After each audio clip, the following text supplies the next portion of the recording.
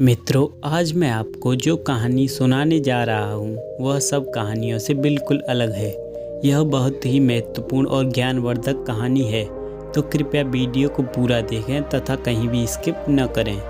मित्रों, यह कहानी 4 युगों की है। कैसे चारों युगों में कलयुग को सर्वश्रेष्ठ माना जाता है। कहानी शुरू करने से पहले अगर आपने अभी तक हमारे चैनल को सब्सक्राइब नहीं किया है तो कृपया चैनल को सब्सक्राइब अवश्य करें। तो चलिए शुरू करते हैं इस वीडियो को। एक समय की बात है जब चारों युग यानी चारों भाई एक साथ बैठे हुए थे। तब चारों में आपस में वाद विवाद होने लगता है। सबसे पहले सतयुग कहता है कि तुम सब में सबसे पहले मैं आया हूँ, इसलिए मैं सबसे बड़ा हूँ, तुम मेरी बराबरी नहीं कर सकते। जब यह बात त्रेता युग ने सुनी तो वह बोला, तुम सब में सबसे बड़ा मैं हूँ और मैं ही सर्वश्रेष्ठ हूँ, फिर तुम सबसे बड़े कैसे हो सकते हो, तुम सभी मुझसे छोटे हो। यह सब सुनते ही द्वापर युग बोला, तुम सर्वश्रेष्ठ कैसे हो सकते हो, तुम सब में श्रेष्ठ तो मैं हूँ, मैं ही सबसे बड़ा हूँ। यह सब सुनने के बाद अंत में कलयुग बोला, तुम तीनों सर्वश्रेष्ठ कैसे हो सकते हो, तुम स्वयं को सर्वश्रेष्ठ समझ रहे हो, परंतु तुम हकीकत तो जानते ही नहीं, वास्तविकता में श्रेष्ठ तो मैं हूँ। इस तरह से चारों युग आपस में झगड़ने लगे।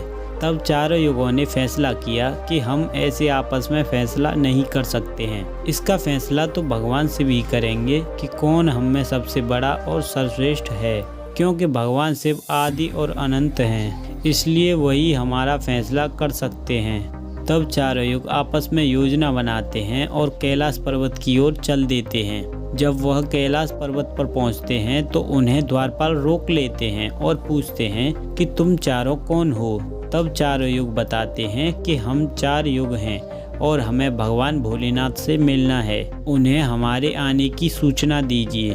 तब स्वयं नंदीश्वर महाराज भगवान शिव के पास आए और कहा, हे भगवान, हे कैलाशपति, 4 युग आपसे मिलने कैलाश पर्वत पर आए हैं। तब महादेव कहते हैं कि जाओ और उन्हें सम्मान पूर्वक हमारे पास ले आओ। तब नंदी महाराज 4 युगों को लेकर भगवान शिव के पास पहुंच जाते हैं। वहां शिव जी ने चारों को सम्मान पूर्वक अपने दरबार में बैठाया। 4 युग भगवान शिव को प्रणाम करते हैं। तब शिव जी ने 4 युगों से कहा कि आपका हमारे दरबार में हमारे कैलाश पर्वत पर स्वागत है। कहो युगो, तुम्हारे आने का क्या कारण है। तुम तो स्वयं ही कालचक्र यानी समय हो, फिर भी ऐसा क्या कारण है कि तुम्हें हमारे पास आना पड़ा। 4 युग कहते हैं, हे आदि और अंत भगवान शिव, हम चारों में विवाद खड़ा हो गया है और हम उसका समाधान नहीं कर पाए, इसलिए हम आपके पास आए हैं। हमारा आपसे निवेदन है कि अब आप ही हमारा फैसला करें और हमें बताएं कि चारों में कौन सबसे बड़ा और सर्वश्रेष्ठ है।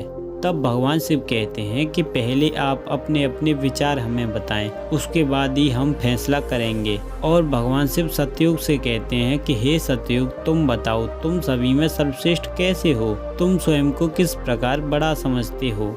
तब सतयुग भगवान शिव से कहता है कि हे प्रभु, मेरी आयु 17 लाख वर्ष है और इन सभी की आयु मुझसे बहुत कम है और इस प्रकार मैं ही इन सभी में बड़ा हूँ। इतना सुनकर कलयुग बोला, प्रभु, व्यक्ति अपनी आयु से नहीं अपने गुणों से बड़ा होता है, मैंने तो यही सुना है। भगवान शिव ने कलयुग की बात को सही बताया और सतयुग से कहा कि हे सतयुग, तुम इस प्रकार तो बड़े नहीं हो।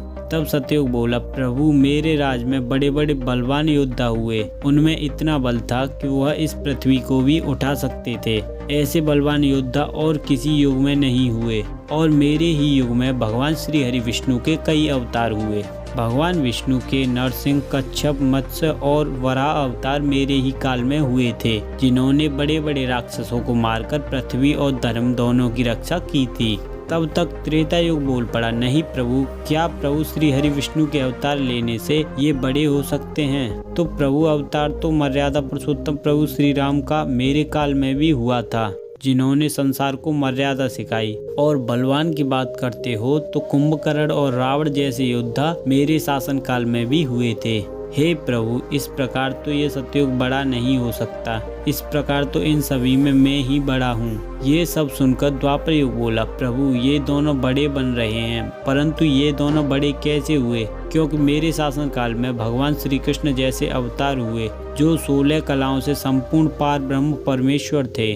जिन्होंने विराट रूप दिखाया, ऐसा विराट रूप तो स्वयं भगवान विष्णु ने भी नहीं दिखाया। और योद्धा तो मेरे शासन काल में भी बहुत बलवान थे। कंस, जरासंध, भीष्म पितामह और पांचों पांडव जैसे योद्धा मेरे ही शासन काल में हुए थे। और शेषावतार बलराम भी मेरे ही शासन काल में हुए थे।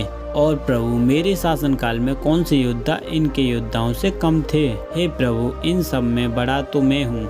तब तक कलयुग बोल उठा, हे प्रभु, मैं इनकी बातें मान लेता हूँ। इनके काल में जो भी योद्धा और अवतार हुए उनमें बुद्धि नहीं थी, वह बिल्कुल मूर्ख थे। और जिनके शासन में मूर्ख प्राणी हो, क्या वह सर्वश्रेष्ठ हो सकते हैं? कलयुग कहने लगा, नहीं भगवान, मेरा युग सबसे अच्छा है। मेरे युग में व्यक्ति दुख नहीं पा सकता। अच्छे और नई नई तकनीकों से भरा मेरा युग ही सर्वश्रेष्ठ है। भगवान शिव ने सतयुग, त्रेता, द्वापर और कलयुग चारों की बातें सुनी और सोचने लगे कि आखिर इनका फैसला कैसे किया जाए। तभी पास बैठी माता पार्वती बोली, प्रभु, आपको इनका फैसला करना ही होगा, वरना ये चारों आपस में झगड़ते रहेंगे। इसलिए हे प्रभु, आप इनका फैसला जल्दी करें। अगर इन चारों का फैसला नहीं हुआ तो ये चारों आपस में झगड़ते रहेंगे और इनके झगड़ने से सृष्टि का कालचक्र रुक जाएगा और इससे मनुष्य ही नहीं, देवताओं को भी परेशानी होगी। महादेव, इसमें आप ही कुछ कीजिए। तब भगवान शिव कहते हैं, ठीक है, मैं ही इन चारों का फैसला करूंगा। भगवान शिव ने चारों युगों से कहा कि ठीक है, मैं तुम्हारी परीक्षा लूंगा। जो परीक्षा में पास हुआ वही सबसे बड़ा होगा, वही सर्वश्रेष्ठ कहलाएगा। सतयुग बोल पड़ा, हे भगवान, आप जो भी परीक्षा लें सब में बड़ा तो मैं ही रहूंगा। कलयुग कहता है, हे प्रभु, हम भी परीक्षा के लिए तैयार हैं। भगवान शिव ने 100 टन वजन का एक लोहे का परसा कैलाश पर्वत के नीचे एक तलहटी में रख दिया और परसा के पास ही एक चावल का बहुत बड़ा ढेर लगा दिया। तब भगवान शिव ने चारों युगों को बुलाया और कहा कि तुम चारों की परीक्षा अभी हो जाएगी। भगवान शिव ने सतयुग से कहा कि सतयुग, मेरे 500 गढ़ यहाँ बैठे हैं और इस परसा में रखे हुए चावलों को बनाना है। इन्हें तुम्हारे युग का व्यक्ति ही बनाएगा और मेरे यहाँ जितने भी गढ़ हैं वो भोजन करेंगे। भगवान शिव कहते हैं, हे सतयुग, तुम तुम्हारे युग का व्यक्ति बनाओ और उसे भोजन बनाने भेज दो और हम सभी यहाँ खड़े होकर देख रहे हैं। भगवान शिव की बात सुनकर सतयुग ने एक बहुत बड़ा बलवान योद्धा बनाया और कहा कि जाओ, इस परसे में इन चावलों को बनाओ और भगवान शिव के इन सभी गढ़ों को भोजन कराओ। अपने महाराज का आदेश सुनकर सतयुग का आदमी चलता है और वहां आकर देखता है कि उस परसे का भार तो 100 टन से भी ऊपर है और हजारों मन से ऊपर है। वह सतयुग का आदमी बड़ा बलवान था। उसने एक बहुत बड़ी भट्टी खोदी और भट्टी खोदने के बाद बड़े बड़े पेड़ों को लाकर उसमें अग्नि जलाई। अग्नि जलाने के बाद परसे को एक हाथ से उठाकर भट्टी पर रख दिया और चावल उठाकर परसे में डाल दिया और पानी डालकर चावल बना दिया। जब उस विशाल परसे में चावल बन गए तब उस सतयुग के व्यक्ति ने समस्त गढ़ों को बिठाया, पत्तल दी और चावलों से भोजन करा दिया। वह अपना कार्य पूरा करके वापस अपने मालिक सतयुग के पास आया और कहने लगा, हे महाराज, अब मैं जा रहा हूँ, मेरा कार्य पूरा हो गया। भगवान शिव और अन्य लोग देख रहे थे।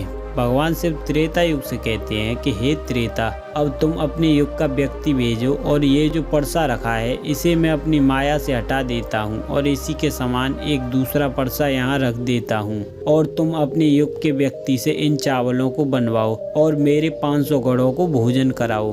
तब त्रेता युग कहता है कि ठीक है प्रभु, जैसी आपकी आज्ञा।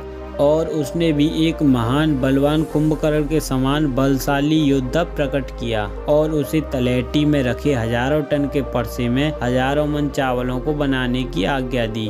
त्रेता युग के उस बलवान व्यक्ति ने भी परसे के पास ही एक भट्टी खोदी और परसा को दोनों हाथ से ताकत लगाकर उस भट्टी पर रख दिया और भट्टी में अग्नि जलाई, फिर चावल डाला, पानी डाला, चावल पककर तैयार हो गए। तब उस त्रेता युग के व्यक्ति ने सभी गढ़ों को बिठाया तथा पत्तल दी और सभी गढ़ों को भोजन कराया। भोजन करने के बाद सभी गढ़ वापस कैलाश पर्वत पर आ गए। भगवान शिव ने फिर अपनी शक्ति से उस परसे को समाप्त कर दिया। भगवान शिव ने फिर द्वापर युग से कहा, देखो द्वापर, इन दोनों युगों ने तो अपना कार्य कर दिया और वहीं समान परसा और चावल का ढेर मैंने तुम्हारे युग के व्यक्ति के लिए बना दिया है।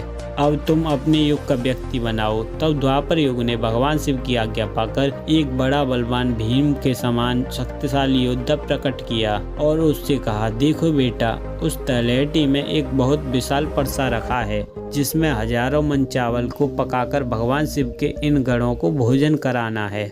वह व्यक्ति ठीक है प्रभु कहता है और चल देता है। उसने देखा कि परसा तो आकार में बहुत बड़ा है। उसने वहां एक भट्टी खोदी और लकड़ियों का प्रबंध किया और उसने परसे को उठाया। परसा इतना भारी था कि उसे केवल सतयुग और त्रेता युग के व्यक्ति ही उठा सकते थे, परंतु फिर भी उसने परसे को खींच खांच करके जैसे तैसे भट्टी पर रख दिया।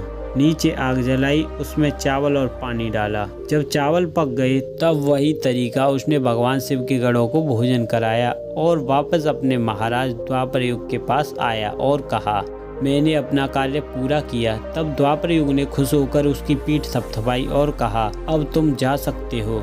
भगवान शिव ने कलयुग से कहा, हे कलयुग, अब तुम्हारी बारी है। ये जो परसा है उसका वजन उतना ही रहेगा। अब तुम्हें परीक्षा देनी होगी। तुमने माना नहीं कि तुम सबसे छोटे हो और तुम्हारे व्यक्ति की आयु भी मात्र 100 वर्ष है, जबकि अन्य युगों के व्यक्ति की आयु सबसे अधिक है। सतयुग के व्यक्ति की आयु 1,00,000 वर्ष है, त्रेता के व्यक्ति की आयु 10,000 वर्ष और द्वापर युग के व्यक्ति की आयु 1,000 वर्ष है। और हे कलयुग, तुम्हारे शासन काल में तो व्यक्ति की आयु मात्र 100 वर्ष ही है और तुम्हारा आदमी भी छोटा है। जब भगवान शिव की यह सब बातें कलयुग ने सुनी तो बोला, प्रभु आप तो न्याय करता हैं, आप तो मेरा साहस न तोड़ें।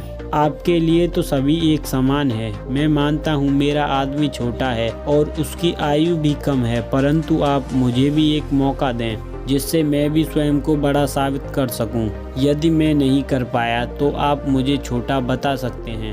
तब भगवान शिव कहते हैं, ठीक है, आप अपने युग का व्यक्ति बुलाओ, परंतु यह परसा और चावल का वजन उतना ही रहेगा और इसी से सबको भोजन कराना है।